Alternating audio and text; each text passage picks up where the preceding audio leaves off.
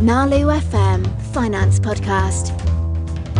Insight into the financial markets. Quantitative finance will need some more tools to be able to be more efficient, to analyze more data, and that artificial intelligence will be more and more necessary in the industry and especially asset management. This podcast is powered by Vesta, the engine behind active management. Vesta is a Switzerland-based fintech startup that provides software for issuers of actively managed certificates to automate their value chain fully. Visit Vesta, VESTR.com to schedule a meeting with an expert and to learn more about Vesta. I'm here with Béatrice Guez. She is the co-founder of AI for Alpha. Thank you very much for taking the time today. What is AI for Alpha? I presume AI stands for artificial intelligence, but anything more you can elaborate on? Thank you, Stefan. Yes, so you're right, AI for artificial intelligence. So what we do is we help investment professionals better understand the main drivers of financial markets and help them in their investment decision. So we help our clients in their asset allocation decision, which is based on our market signals. We provide some analysis on their fund investment and help them to identify macro risk sensitivity, factor bias, or any other risk exposure. And last, we developed tailor-made investment strategy based on our signals. And in particular, we launched at the start of the year AI CTA decoding strategies with 29% performance year to date. Wow, that's pretty impressive. You used the word decoding strategy. Can you tell me a little bit more about what that means? Funding, decoding solution? Yes, how it adds value? It is based on a part of machine learning which is called graphical models. What graphical models enable to do is to detect the main factor of a specific strategy based purely on its historical NAV. So that's the technology. And the advantage of the technology is that when we analyze, we help our client analyze their funds or their portfolio of funds. We don't need to go into the transparency of each fund investment, but based on the NAV, we are able to identify the main investment driver to explain the performance and to be able to replicate the strategy. So when I say investment factors, it means which asset class, obviously, what is the geographical exposure, is it any style bias in the investment strategy, what are the main sector investment, and finally, in terms of ESG investment, how to categorize funds in terms of ESG styles. ESG is one of the latest things at the moment, but some people are also a bit cynical about it, about calling greenwashing and other things. Can you help with that? Is this something that this is definitely one of the applications. When we use our decoding solution, we can spot the type of ESG investment. So is the investment more toward carbon reduction? Is the investment more about social responsibility or environment? And to do that, we use some benchmarks. So you use the usual benchmarks such as MSCI or stocks benchmark, and we are able to identify what are the benchmarks that are most close to the fund identification. And doing that, so when we speak about greenwashing, we are not saying, okay, this fund is doing greenwashing, not at all, but we can rank funds in terms of ESG intensity. And we can identify funds that do not map with standard ESG benchmarks. So for as fund selectors, being able to provide him with this fund classification is a way for him to guide him in fund analysis. So a fund who doesn't match with any benchmark do not necessarily do greenwashing, but has an investment style which is a bit different than the benchmark, and it can be interesting for the fund selector to dig a bit more. So that's one of the applications of the decoding regarding the ESG, and we do it as well for stress risk analysis. So being able to see for a fund manager what is the interest rate exposure of the portfolio of funds that he has constructed, what is the exposure sensitivity to inflation, sensitivity to dollar. Usually, the asset manager has quite an idea of what is the exposure, but it's not so easy to quantify it at a fund level. And it's even more difficult to quantify it at a portfolio level. Yeah. So that's where the decoding tool is a real help for any fund manager who is doing portfolio construction to be able to have a global top-down view of his investments. How did you actually come about, and who are the people involved in it? What's their background? My background is investment banking. So I used to, I work for more than 20 years in different investment banks, JP Morgan, Deutsche Bank, and Societe Generale, where I had different financial engineering responsibilities. And I decided 3 years ago to leave like the big company industry to participate in the transformation of the asset management industries, notably through new technology, and in particular artificial intelligence. So the other co-founder of AI for Alpha is Eric Benamou. Eric used to be head of quant with different investment banks. More than 5 years ago, approximately, he decided to specialize in artificial intelligence. So we're going from the pure quant to artificial intelligence. He is completely convinced that quantitative finance will need some more tools to be able to be more efficient, to analyze more data, and that artificial intelligence will be more and more necessary in the industry, and especially asset management industry. Then Jean-Jacques Ouana joined us a bit more than 1 year ago, first to be a scientific advisor and to develop the new product business. Excellent, thank you. I mean, you touched a little bit on the artificial intelligence in finance. That you all three clearly are convinced that this is the way to go forward. I think it makes a lot of sense in the sense that the data is becoming more and more there. How do you handle that one? Fixed rule don't really work there anymore. So, what is your vision? How to address this with AI for Alpha? First, there is the learning part, which is crucial. So the idea of machine learning is to be able to digest a huge amount of data and being able to learn from historical information, and from this learning to be able to adapt to the new environment. Because in the opposite of quantitative pure quant strategies that are based on a fixed rule, what we see is that machine learning has the ability to do continuous retraining and to be able to adapt to new environment. And it might change its decision on the new information. That's might exactly decide different after it learned something. Completely. That's exactly what we saw in our model. And that little by little, the model is learning and switching about the allocation based on new market conditions. For example, 1 year ago, one of our models started to spot the peak of inflation.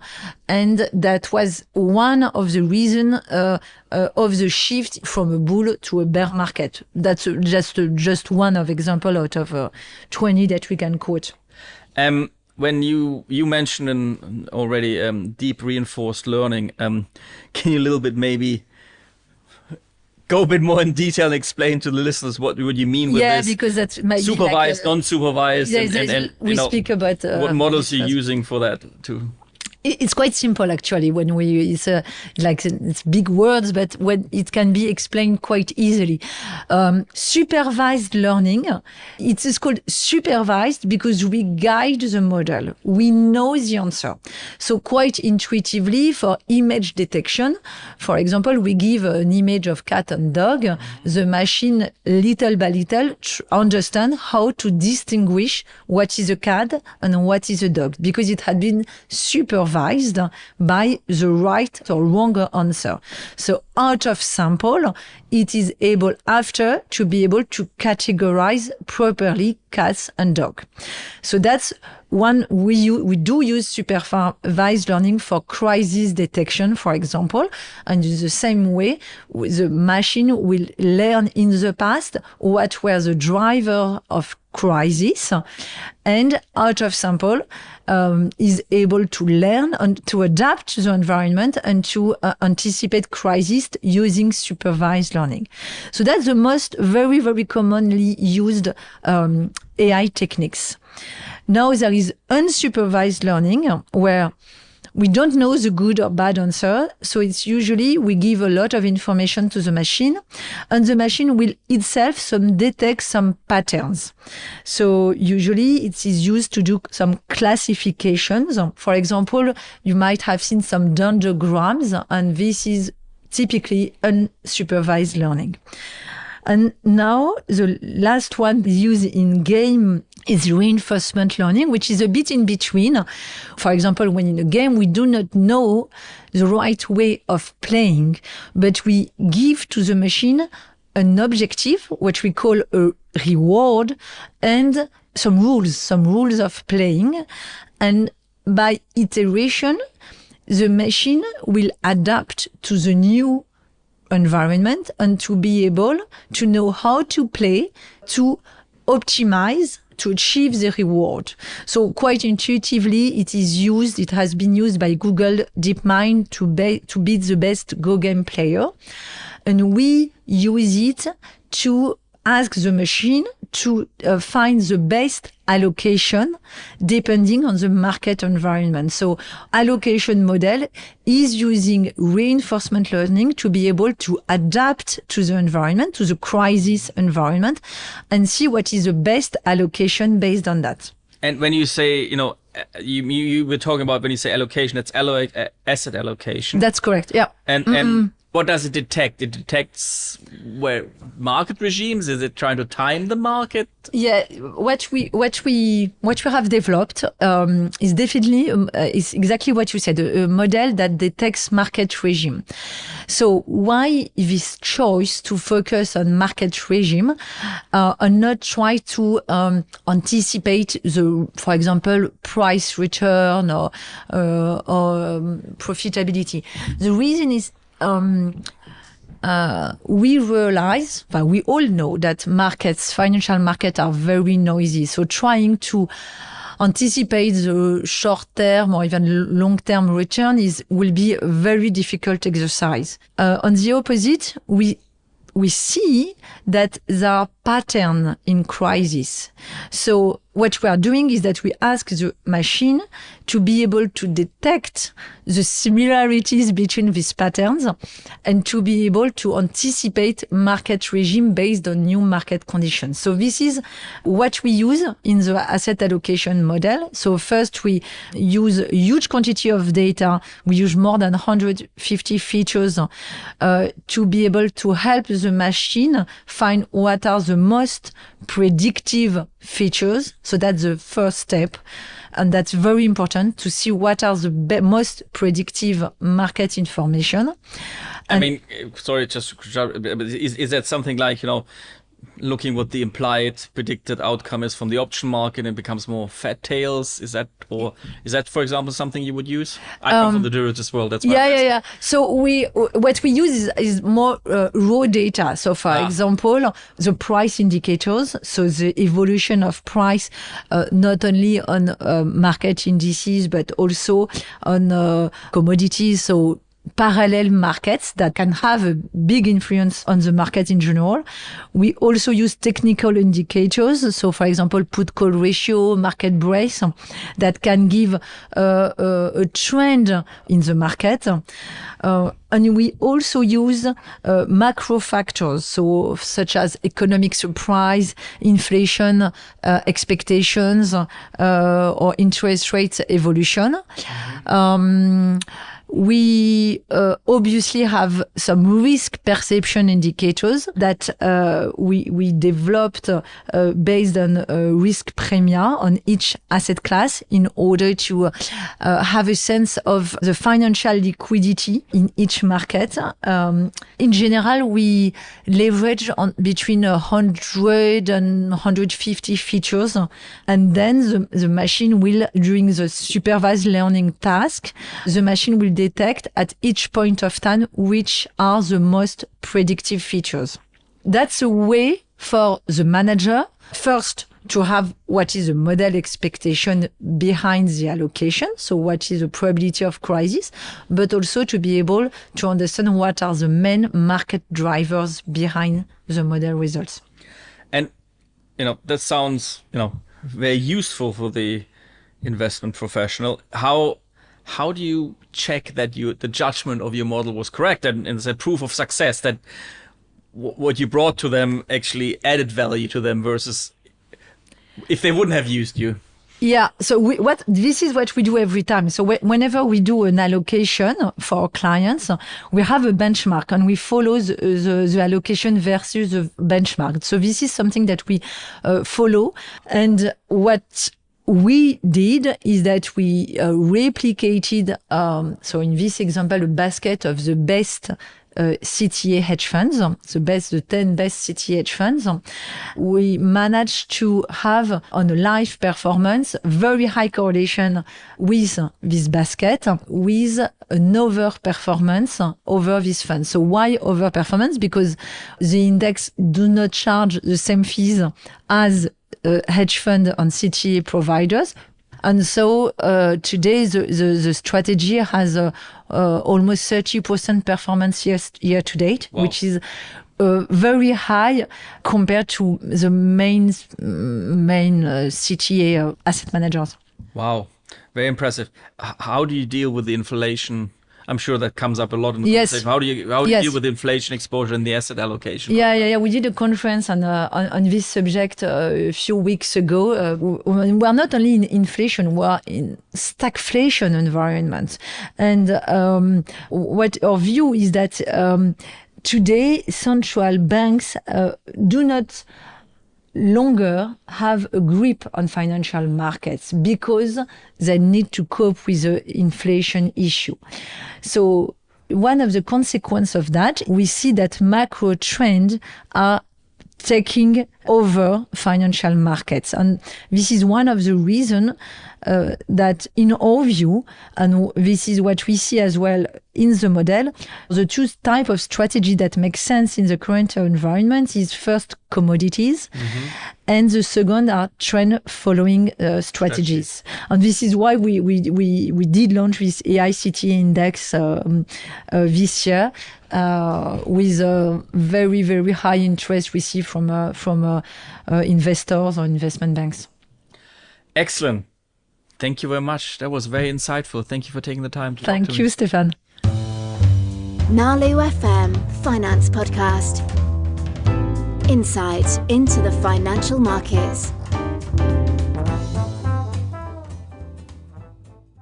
This podcast is powered by Vesta, the engine behind active management. Vesta is a Switzerland-based fintech startup that provides software for issuers of actively managed certificates to automate their value chain fully. Visit Vesta, VESTR.com to schedule a meeting with an expert and to learn more about Vesta.